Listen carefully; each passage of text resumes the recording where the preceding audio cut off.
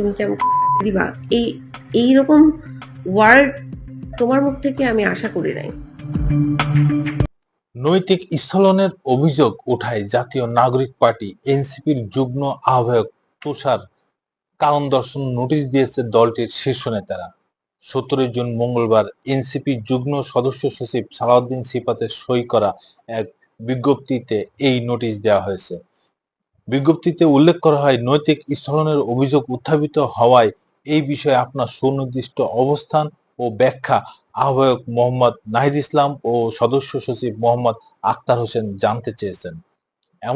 এমতাবস্থায় উত্থাপিত নৈতিক স্থলনজনিত অভিযোগের কারণে আপনার বিরুদ্ধে কেন সাংগঠনিক ব্যবস্থা গ্রহণ করা হবে না তার লিখিত ব্যাখ্যা আগামী 5 দিনের মধ্যে রাজনৈতিক পর্ষদ এবং এই বিষয়ে গঠিত তদন্ত কমিটি বরাবর পাঠানোর জন্য নির্দেশ দেওয়া হলো।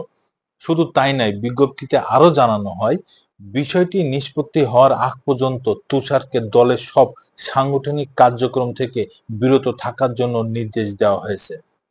এর আগে গতকাল সোমবার সামাজিক যোগাযোগ মাধ্যমে এনসিপি নেতা সরোয়ার তুষারের সঙ্গে এক নারীর আপত্তিকর কথোপকথনের অডিও ছড়িয়ে পড়ে।